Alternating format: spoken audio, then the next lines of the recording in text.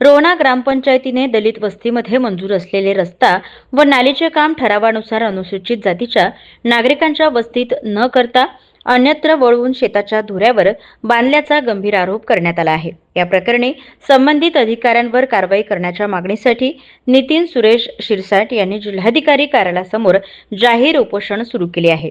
उपोषणकर्ते नितेश शिरसाट यांनी केलेल्या आरोपानुसार ग्रामपंचायतीच्या मंजूर ठरावात नमूद असलेल्या ठिकाणी रस्ता व नालीचे बांधकाम न करता ते दुसऱ्याच ठिकाणी करण्यात आले। तसेच प्रत्यक्ष काम मंजूर जागेवर न होता देखील संबंधित ठेकेदारास कामाची रक्कम अदा करण्यात आल्याचा आरोप त्यांनी केला आहे।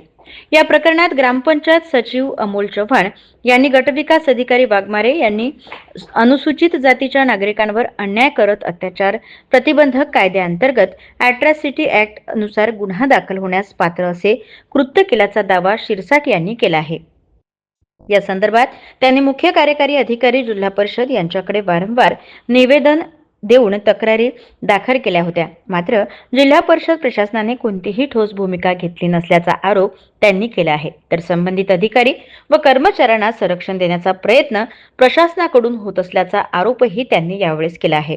जिल्हा प्रशासनाच्या कथित अन्यायकारक भूमिकेविरोधात सुरू करण्यात आलेले हे उपोषण मागण्या पूर्ण होईपर्यंत सुरू राहणार असल्याचे नितीन सुरेश शिरसाट यांनी स्पष्ट केले। या आंदोलनाकडे आता जिल्हा प्रशासन कोणती भूमिका घेते याकडे नागरिकांचे लक्ष लागले आहे। तुम्ही उपोषणाला बसले, काय नेमकं कारण आहे, काय प्रकार घडलेला आहे आणि काय मागणी आहे तुमची? मी गडग्राममध्ये रोहणा येथील नागरिक असून माझ्या गावामध्ये अनुसूचित जाती व नवबौद्ध वस्तीच्या विकास या योजनेतून रस्ता बांधकाम आणि नाली बांधकाम करण्यात आले होते, परंतु सदर रस्ता बांधकाम हे ठराव न घेता शेताच्या धुऱ्याने बांधकाम करण्यात आले होते। अशा संबंधी मी 23/6/2025 रोजी मुख्य कार्यकारी अधिकारी यांच्या दालनात एक तक्रार टाकली होती, परंतु 1 वर्ष उलटूनही या तक्रारीवर कुठल्याही प्रकारची कार्यवाही करण्यात आली नसून संबंधित व्यक्तीवर गुन्हे दाखल होईपर्यंत आमरण उपोषण करण्यात येणार।